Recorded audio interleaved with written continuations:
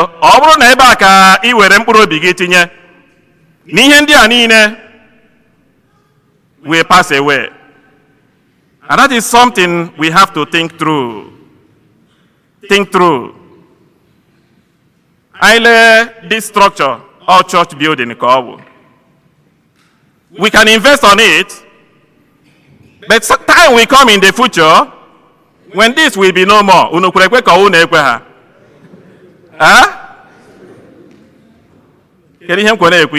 Because sometimes we can misplace our priorities. Oge m chitara fada ọhụrụ n'Ọkigwe. Enwere n'ofu onye anyị maara ọfụma ya nwa na-eweta ego anyị na-eji arụ ụlọ ụka St. Mary's. Ebe ahụ enweghị ihe mewere hapụ ya.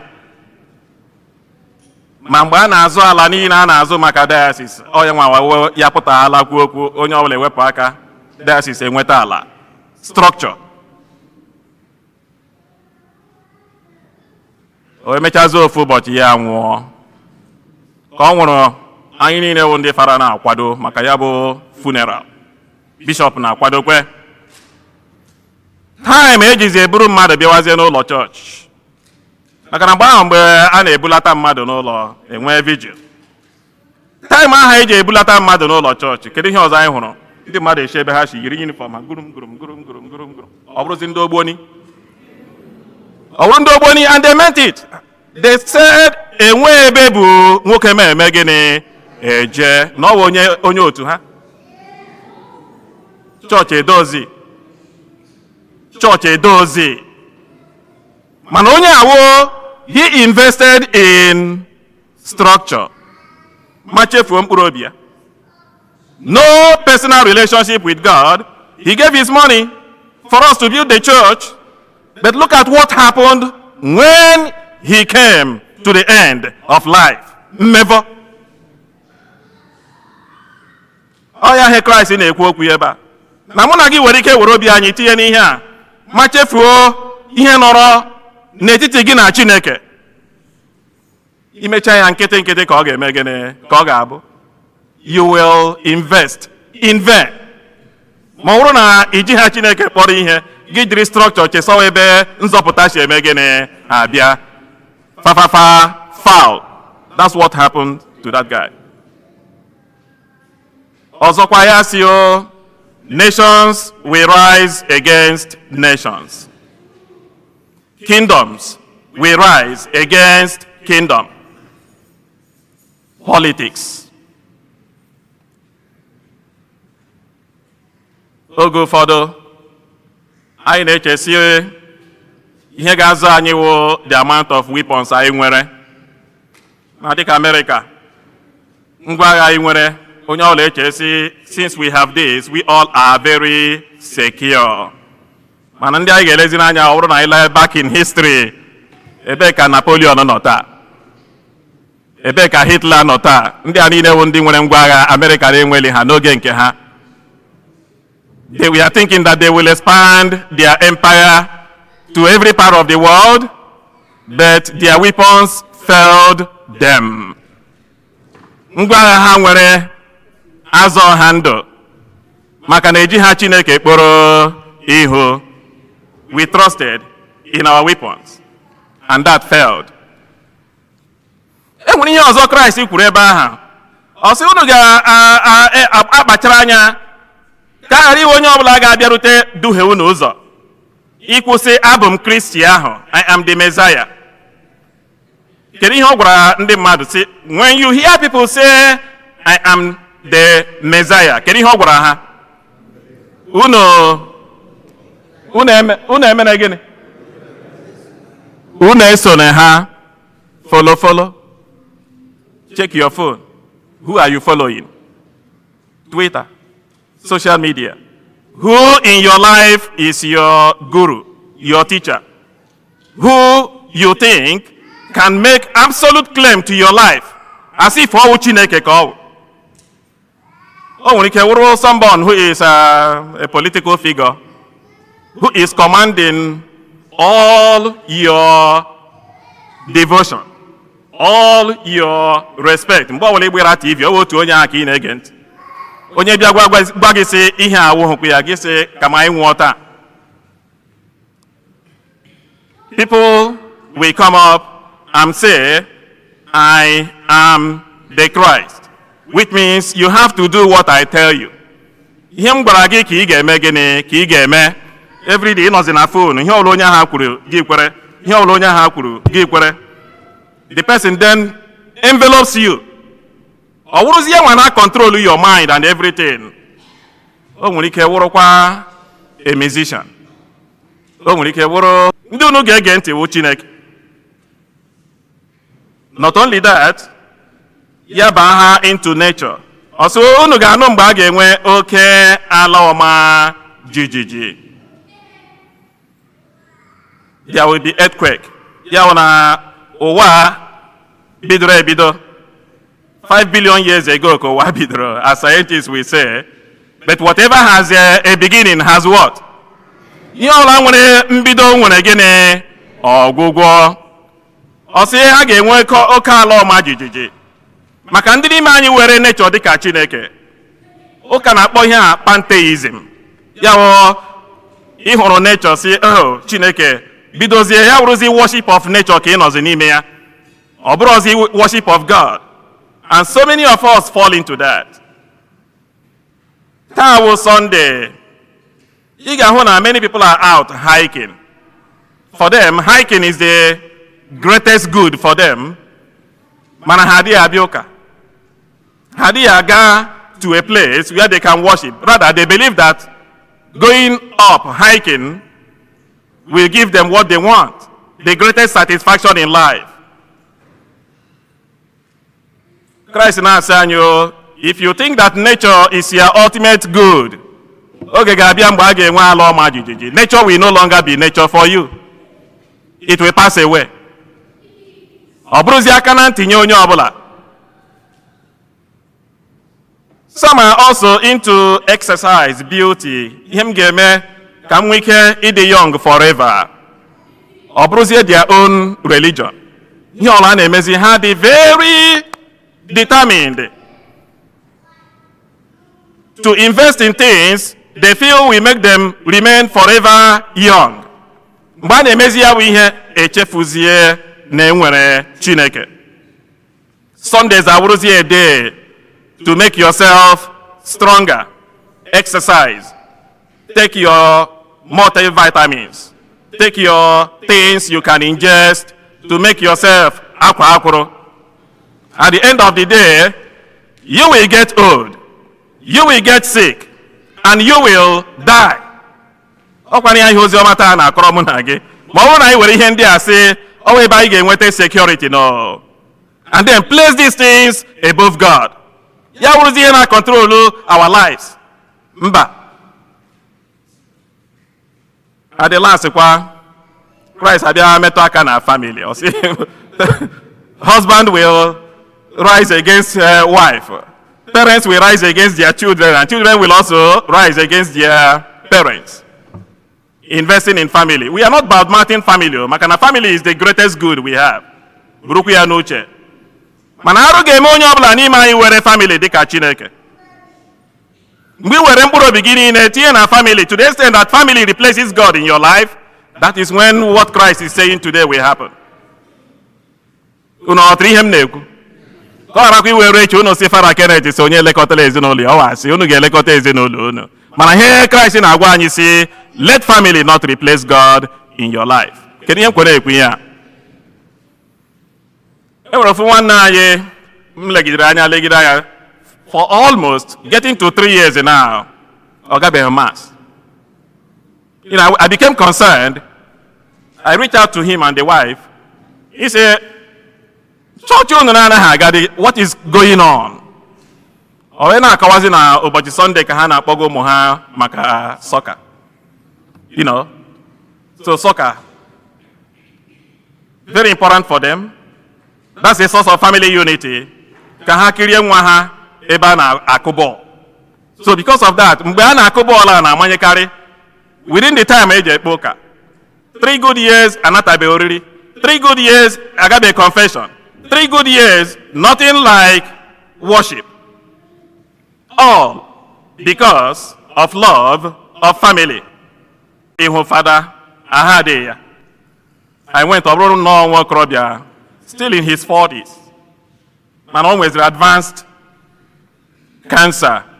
There are metastasized all over the body. So that hospitalization, everything na ihe amara kwa akwụrụ. Mgbe obi zozi chọwazie father. So when I came for the first time, Kobi dokwere be akwa obere because ọ ka nwere ụmụaka pere mpe. I kept on encouraging. As days go by, ọnọdụ ya na gịhụ na onye agbadawala. And there is nothing more they could do. A na-ekwuzi okwu hospice or transitioning to comfort care. Mgbe ọ bịaziri doo ya anya na ihe a ga-egbu ya, ka ọ bịaziri sị m biko na e nwere something dị very important for him na ya nwere ike ịnata oriri. Si ya na ụlọ ọgwụ ebe anyị nwere chapel oriri nọ. Ị chọrọ ka m wetara gị ugbu a? Ọ sị m na ya agbabeghị akwụkwọ, anọghị eji ya na-anata ha oriri.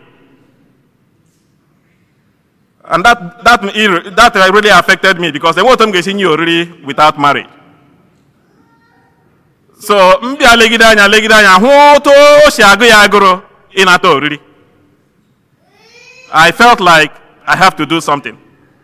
Ndị asị nwunye gị ọnụ ya, asị m ya na nwunye ya nọ ya. So ele mgbe ọ ga-eji bịa eleta gị, ya sị lekwe mgbe ọ. Si oke egwu ya, aga m abịa mgbe ọ bịara. Ị dị ready gị na nwunye gị gbaa akwụkwọ na hospital ebe a na room a? Ọ sị m na ya ga-emenwu. I say okay. Ụbọchị nwunye ya bịazi ma agbagote.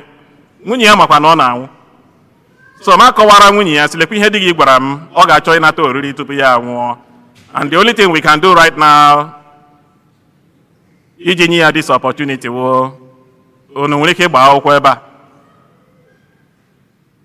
Ọ gba m nkịtị. O lekata m anya mmiri eju ya anya. Ọ sị m na yekwe ha. Yekwe ha na ya agaghị agba akwụkwọ. Then later on, ya bịa kọwazie the reasons why she is refusing to wed. Ọ bụrụ na ya na nwoke lụrụ di kemgbe almost like getting to 10 years. Nwoke bịara be ha na Mexico. Dị ebe ahụ lụọ ya otu na-esi alụ nwaanyị. Kpọrọzi ya lọta bata ebe a. Mgbe ha na-abịa ebe a, papa ya na mama ya gwara ya sị, ihe anyị chọrọ ka unu gbakwa akwụkwọ. Nwoke ekwete na anyị rughala Amerịka, anyị ga-agba akwụkwọ. Abatazie na Amerịka, nwa nwaanyị ebidozie mụwa ụmụ. Anaghị echetekwere nwoke ka anyị ga-agba n'akwụkwọ ọsịchere. Ka anyị ga-agba n'akwụkwọ ọsịchere. Because his own view of marriage bụ mgbe a ga-akpọkọ ụmụnna ya niile buo boutique na elu n'ala. Nwee hall. Ka ọ gbajuo mmadụ. Mana unfortunately, he's not making the money ga-eme onye ọbụla entertain. He kept on encouraging this woman. Chere ka anyị nweta ezigbo ego. Anyị ga-eme marriage dara ụda. He kept on postponing till that time. Mgbe m yọziri nwaanyị asị ya biko, can you do this favor for your husband? Ya akpụọ isi n'ala sị over her dead body. Na enwe ike ịgba akwụkwọ. Na ọ bụ ụdịrị marriage a ka ya ga-eme. And she meant it. And eventually this man died. Ọ nataghị oriri ahụ. Kedu ihe m kwere na-ekwu ihe a? What is your priority? For him, priority will ka akpọ ọbịa, ka enwee big celebration. And look at how it ended. Maka na ejighị Chineke kpọrọ ihe. So ụmụnna m, enweghị ọzọ m na-ekwukwo, as a word is enough for the wise. Oji Chukwu ji ihe. Oji Chukwu ji ihe. N'ikpeazụ, ihe Kraịst ji mechie okwu ile anya na bulletin ahụ iji. Ọ sị, you will save your life by your perseverance. You will do what? Save your life by your perseverance. You will secure your life. Ya ọ bụrụ nnọọ na ịkwụrụ ebe Chineke nọchi ike, ị ga-enwe nzọpụta. Udo dịrị unu. Yeah.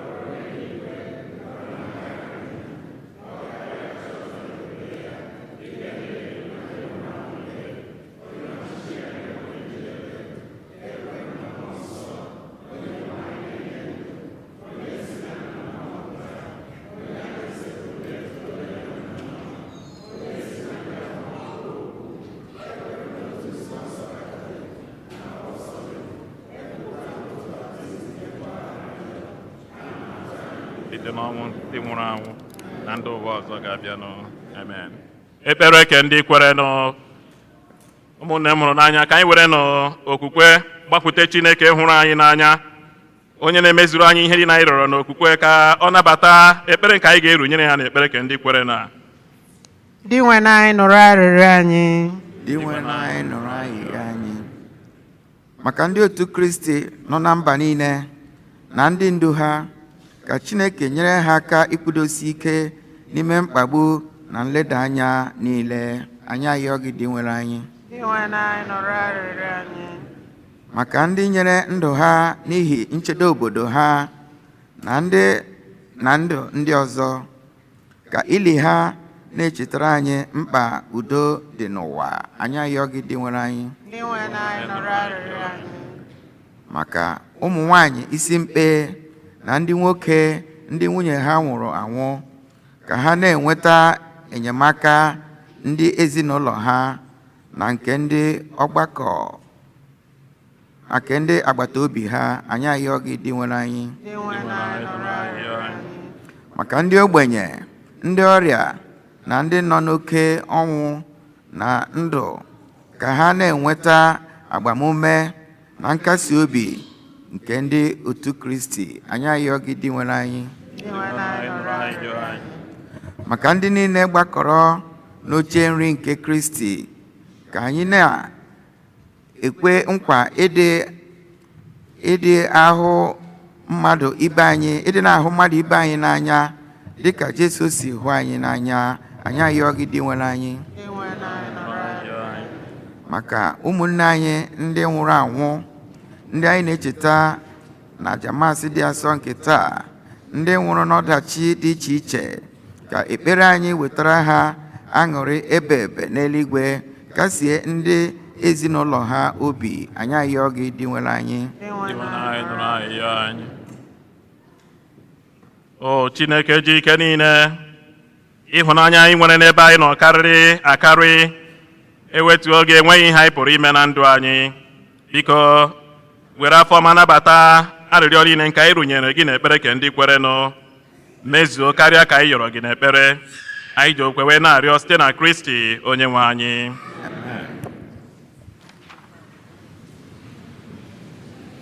Anyị ekene bi sekpụrụ ya, anyị ekene tonu Chukwu, anyị ekene bi sekpụrụ ya, anyị ekene tonu Chukwu, anyị ekene bi sekpụrụ ya, anyị ekene tonu Chukwu.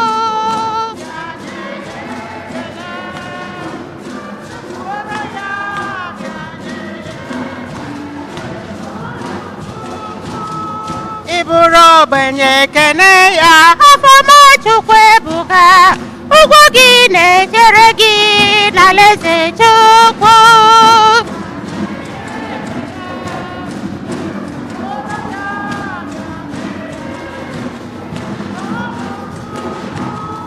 ịbụrụ ogbenye kelee ya Ọfọma Chukwu ebuka, ụgwọ gị na-echere gị n'alaeze Chukwu.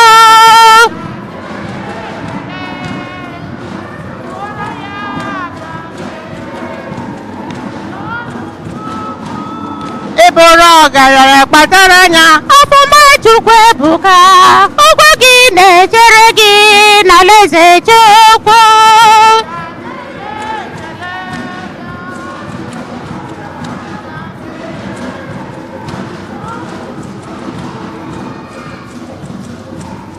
Kelenụ Chukwu, nyenụ ya onyinye ọma, werenụ ihe unu nwere bịa nye Chukwu.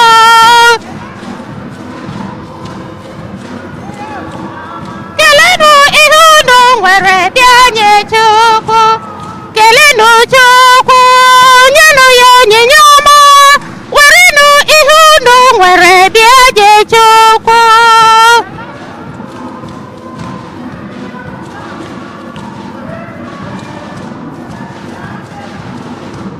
Bịa nye Chineke na ihe nwere, bịa nye onye nwe ụwa onyinye obiọma.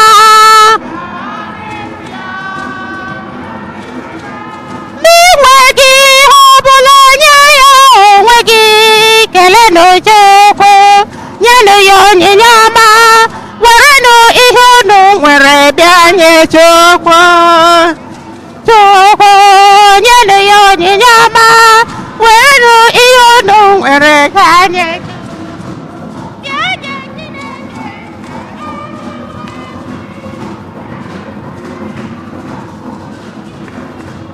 Bịa n'iru ya, bịa n'iru ya, ma ị nweghị ihe ọbụla nye ya onwe gị. Kelenụ Chukwu, werenụ ihe unu nwere bịa nye Chukwu. Bịa nye Chineke na ahụhụ gị, bịa nyekwa ya ma uru gị. N'iru ya, n'inweghị ihe ọbụla nye ya onwe gị, kelenụ Chukwu, nyenụ ya onyinye ọma, werenụ ihe unu nwere bịa nye Chukwu. Kelenụ Chukwu, nyenụ ya onyinye ọma, werenụ ihe unu nwere bịa nye Chukwu. Enwere m Chukwu dị mma, enwere m Chukwu dị mma, enwere m Chukwu dị mma, enwere m Chukwu dị mma, enwere m ya. Ezi nwanne m enwere m ya, ezi enyi m enwere m ya, enwere m ya, enwere m Chukwu dị mma, enwere m Chukwu dị mma, enwere m Chukwu dị mma, enwere m Chineke dị mma, enwere m Chukwu dị mma, enwere m ya. Ezi nwanne m enwere m ya, ezi enyi m enwere m ya, enwere m ya, enwere m ya. Ezi nwanne m enwere m ya, ezi enyi m enwere m ya,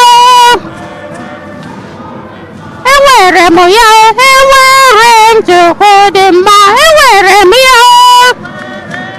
Ezi nwanne m enwere m ya, ezi enyi m enwere m ya,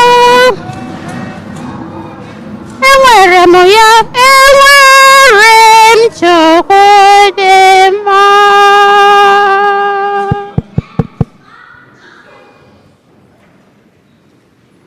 Rịwanụ ụmụnna m, ka aja mụ na unu bụrụ ihe ga-amasị Chineke nna ji ike niile nara nụ.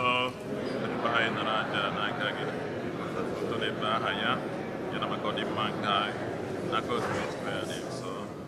Inwenụ, biko, lekwasị anya na aja nke a anyị na-ehunyere ebube eze gị. Biko, mee ka o wetara anyị amara anyị ji efe gị, ka anyị were rite uru na ngọzi gị dị ebebe site na Kristi dị nwe anyị. Onye nwe anyị nọnyere unu.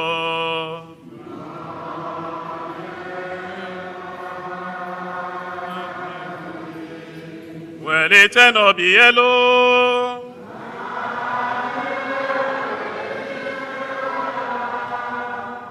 N'ebe dị nwenụ nọ, anyị nye n'ụdị nwenụ Chukwu anyị ekene. kwesịrị bụrụkwa ihe ziri ezi. Ọ bụ ihe kwesịrị ezie na-enye ndụ na anyị ga-enye gị ekele oge niile, o Nna dị nsọ, site na nwa gị hụrụ n'anya bụ Yesu Kristi. Ya bụ okwu isi na ya mee ihe dum, onye i zitere ka ọ bịa gbapụta anyị. O were ahụ site n'ike nke mmụọ nsọ, amụọ ya na Virgin Maria, iji mejuo uche gị na iji gbatara gị ndị ga-abụ ndị nke gị doro nsọ. Ọ gbasara aka nke ọnwụ n'elu obe, ọ bịa merie ọnwụ, were gosi na mbilite n'ọnwụ dị. Ka anyị soro ndị mmụọ ọma na ndị nsọ niile na-ekwupụta otuto gị, were otu olu na-ekwe. Nsọ, nsọ, nsọ, nsọ, nsọ,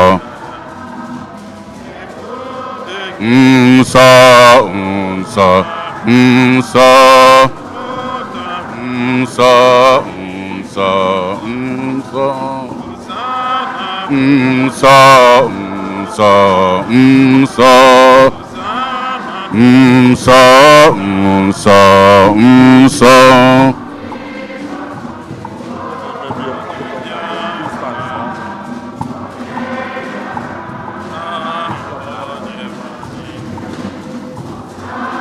Hosanna, Hosanna.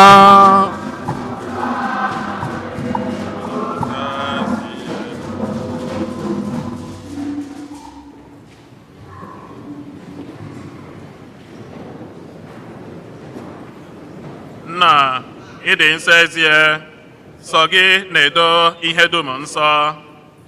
Anyị na-arịọ ka ido onye ndị a nsọ site n'ihukwasị ha mmụọ gị, ka ha wee ghọrọ anyị ahụ na ọbara nke onye nwe anyị Yesu Kristi,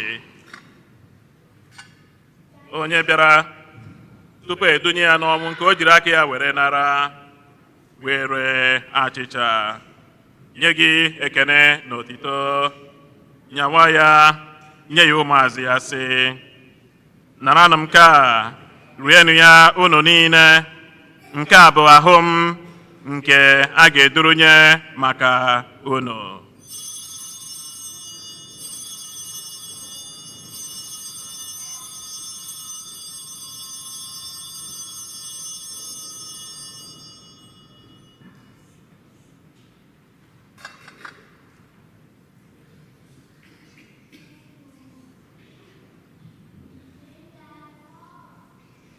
Otu ahụkwa ka o si mee mgbe ha richara nri anyasị, o buru iko mmanya, nyekwa gị ekene na otito, bunye ya ụmụazụ ya, sị, naranụ m nke a, ṅụọnụ ya unu niile, nke a bụ iko nke ọbara m, nke ọgba ndụ ọhụrụ dị ebebe.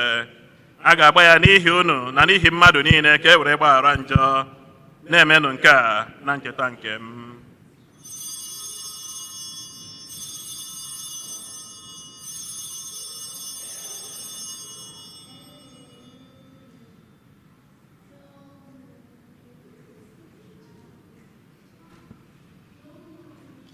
Ka anyị kwupụta n'ihe omimi nke okwukwe anyị na-eme ugbu a. Anyị na-ekwupụta ọnwụ gị, na-egosikwa mbilite n'ọnwụ gị, o Kristi, wee ruo mgbe ị ga-abịa ọzọ. Nna, na ncheta nke ọnwụ na mbilite n'ọnwụ nke nwa gị, anyị ebunye gị acha nke ndụ na iko nke nzọpụta. Anyị na-ekene gị n'ihi na ị kwere ka anyị dị mma ịkwụrụ n'ihu gị na-efe gị. Anyị ji umeala rịọ ka anyị bụ ndị na-anata ahụ na ọbara nke Kristi bụrụ otu site na njikọ nke mmụọ nsọ. Nna, cheta nzukọ gị gazuru ụwa niile, mee ka ịhụnanya gị jupụta ya. Gọzie Pope anyị bụ Francis na Bishọp anyị bụ Jose na ndị ofe ọlta gị niile. Chetakwa ụmụnne anyị ndị ji okwukwe were gaa n'ezumike nke ọnwụ.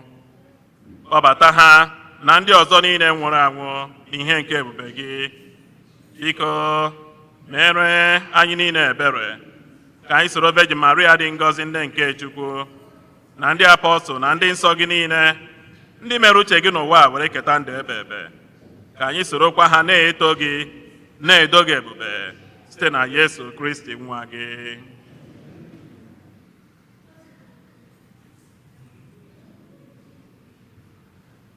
Ihe niile kere eke na-eso ya bụ Kristi na-esikwa n'ime ya na n'aka ya na n'ịdịkọ n'otu nke mmụọ nsọ na-enye gị bụ Chukwu Nna ji ike niile nsọpụrụ na otito niile site n'ụwa tụ ụwa niile.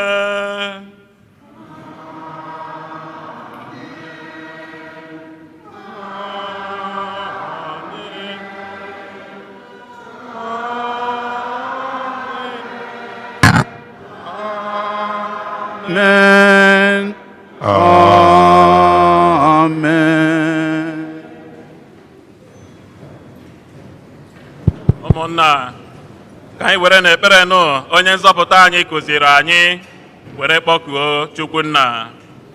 Anyị nọ n'eluigwe, otuto dịrị aha gị, ọchịchị gị bịa, eme uche gị n'ụwa, esemi ya n'eluigwe. Nye anyị tata ndị nke ụbọchị anyị, gbaghara anyị mmehie anyị ga dịka anyị si gbaghara ndị mehiere anyị. Ekwere ka anyị kwenye na nrọ anyị, ma zọpụta anyị n'ajọ ihe. Zọpụta anyị, anyị na-arịọ gị, o sepụrụ ụwa n'ajọ ihe niile. Were ebere nye udo n'oge nke anyị site n'inye aka ebere gị, ka a zọpụta anyị na njọ oge niile. Anyị were gbala ha nsogbu niile, were nchekwube dị nsọ na-atụ anya maka mbịaghachi nke onye nzọpụta anyị Yesu Kristi.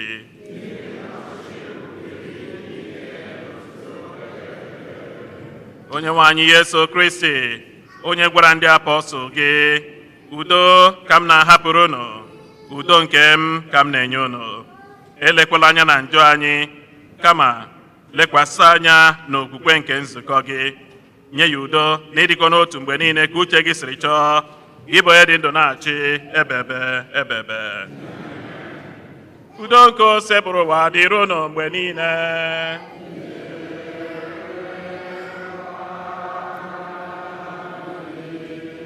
Anyị nyerịta n'onwe anyị ekele nke udo.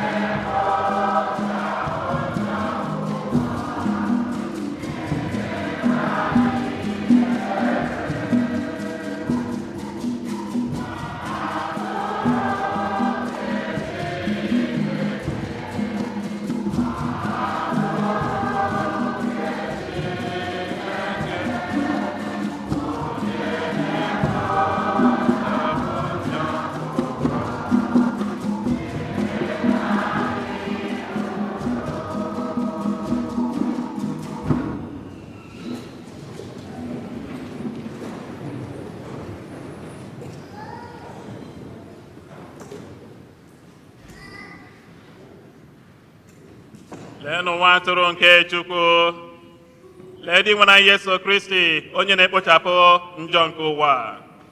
Anyị nwere isi ọma bụ ndị akpọrọ na oriri nke nwa atụrụ Chineke. Dịkwanụ, etosi nke bata n'ekwuo.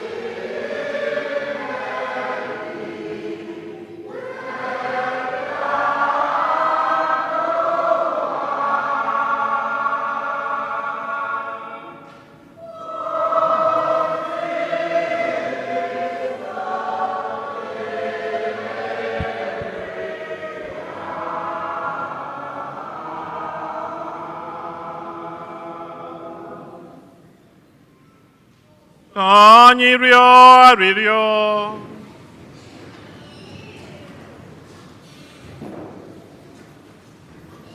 Inwenụ, anyị eriele ahụ na ọbara Kristi nwa gị. Nwa gị nyere anyị iwu ka anyị na-eme emume nke a na ncheta nke ya.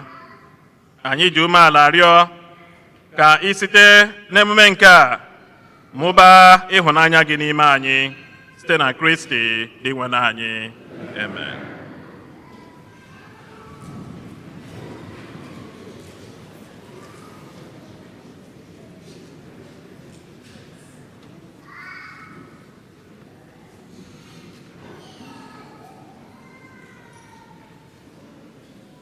Anyị nwere obere ọkụ one.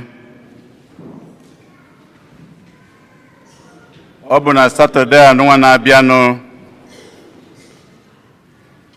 ka African American Catholic Center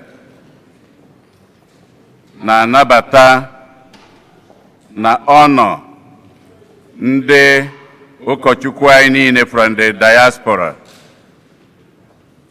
Ọ bụ na Satọde anụnwa ka ọ ga-abụ nke anyị na-ama ọkwa ya.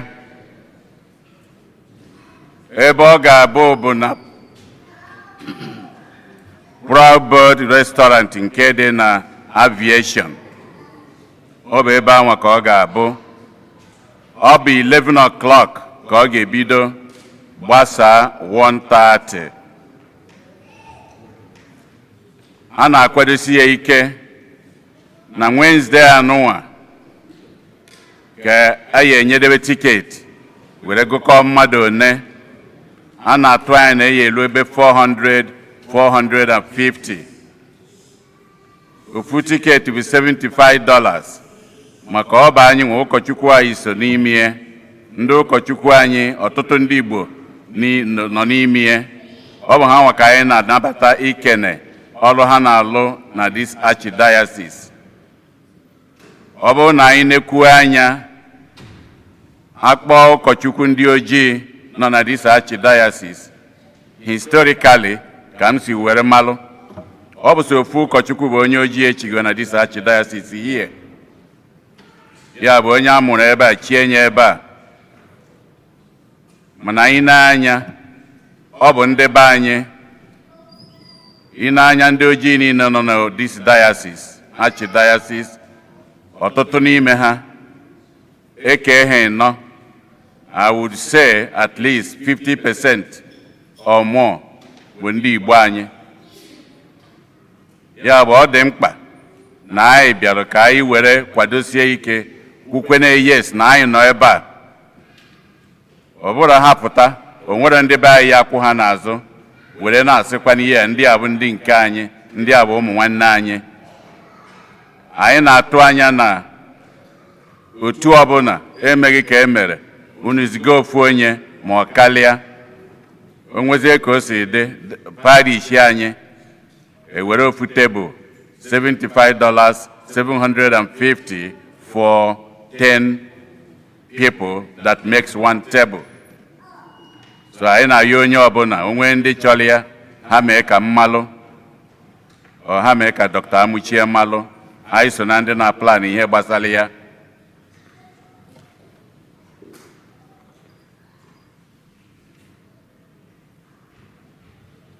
Ndị ICWO anyị na-elotala unu na nzukọ unu ga-abụ Satọde anụnwa 3 p.m. Ọ bụ physical meeting ka ọ ga-abụ na hall ebe a ka ọ ga-ebidokwa oge o ji ebido 3 p.m. A na-ayọ unu niile. Ndị altar servers, ụmụaka nwere ndị nne na nna nwere ụmụaka na-agụ 50th grade gbagobe chọọ ka ha serve mass. Anyị na-ayọ ndị dị etu a ka unu fụ ndị na-enekọta ihe gbasara ya anya. Ndị dị etu a nụnwa bụ Felix Onwukwe, David Akụnwafọ na Osi Ụfọndụ. Osmond Echeta sị ka anyị kene unu niile ndị kọmuniti anyị niile ka anyị si gbatali ya ọsọ beruere ya nọnyere ya ọkachasị na Fraịde anụnwa akara ụka maka papa ya rapụ ụnụ.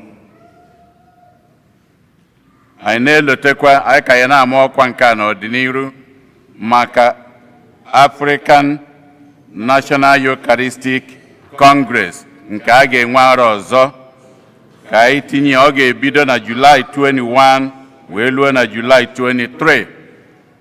Ọ bụkwa ebe ahụ ka anyị buzi ikwusa were ya ebu ikwusa wee jee ebido ikwusa na Thursday, Friday the Congress Eucharistic Congress na mgbede agabazie were gbasaa na Saturday night. Ọ bụ ndị ojii ndị Afrịka niile na-aga Catholic ka a na-eme this Eucharistic Congress every 5 years. Again, ịbịa na Nigeria akpọ ndị Catholic anyị ma na abịa na Nigeria emeghị ihe ọzọ anyị ketere 60% or even more of the Catholics in Nigeria. Ịbịakwa ndị Afrịka ndị ojii nọ n'obodo a ndị Afrịka niile ịkpọkwa ndị bụ Catholics n'ime ha dịka anyị si bụrụ the biggest black church Catholic church in this archdiocese. Etu ọnwa ka ọ dịkwa na ọ bụ ndị be anyị n'ebe ọ bụla ha nọ na. So a na-ekwu African Eucharistic Congress anyị nwanyị a na-atụ anya na anyị apụtakwa n'igwe ka anyị pụta ka anyị gosikwa na yes etu ọ dị n'ụlọ ka ọ dị n'ama ebe a nụnwa anyị nọ n'ime ya. And ka anyị si wee ghọta ebe ya nọ mie bụ na Catholic University of America and eme ya ọ dịkwuo mfe ofu abalị $50 $100 irejista ya onye gị nni werekwa registration so emere ka ọ dị na mfe ụmụaka dị 18 years and below nke ha bụ free. So ihe anyị ji ama ọkwa niile ka anyị gbaa mbọ hụ na anyị gara ya n'igwe July 21 next year to July 23. Ndị NIN National ID Nigerian National ID ara ha ya abịakwa ebe anụnwa ka ha si abịa ọ ga-abụ December 17 ma anyị maalụ na kọmputa ka ihe eji eme ihe niile ihe eme were nweta mara mgbe ihe eji were bịa ha nyere gị oghere. Ndị otu Sacred Heart of Jesus na Immaculate Heart of Mary tata bụ nzukọ na-agbasa ebe ndị kwaya ga-anọ ka ọ ga-abụ agbasasịa ndị Patrick Nwosu na ezinụlọ ya tata ha mere nwa ha birthday si agbasa. All the kids they have something for you. I don't know if they have for adults. Ozi eziri nke m na-ezi. Ndị tata bụ ụbọchị izu ha na-abịa ụka ebe a ha kwụrụ ọtọ. If today is the first time you are worshiping with us, please may you stand. First time worshipers. Biko ka anyị kụpụ n'aka. Ka anyị kụpụ n'aka. Ka anyị kụọlụ ha aka. Daalụnụ. You are welcomed anytime you are here with us. We welcome you to worship with us. Ka anyị kụpụkwuoro ni Philip n'ebe a na wee kwuo nso kwụrụ ọtọ. Obu ụzọ kwụrụ ọtọ. Ka anyị kụpụrụ ya aka ọfụma maka ọlụ ọ na-alụ ebe a ya na ndị otinye ọ na-aga n'ụwa niile ka anyị na-ekene nụ ha. Anyị wee na-ekenekwa ụkọchukwu kara anyị ụka tata ụkọchukwu Kenneth Chukwu anyị na-ekene gị daalụ.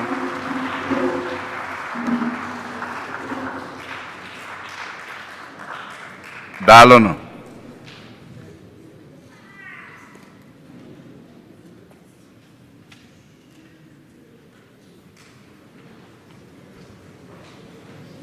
Onye nwe anyị nọnyere unu.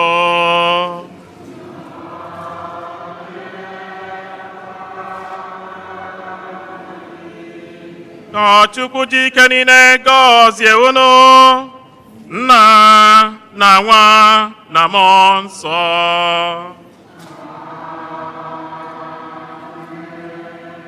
Labanụ misa gwụsịwo.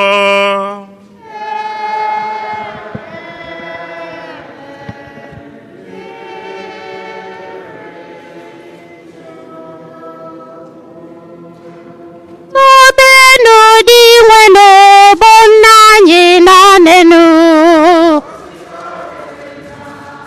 otito dịrị tobe ya otito dịrị nna kene nwere mbido ka ọ na-enwe njedebe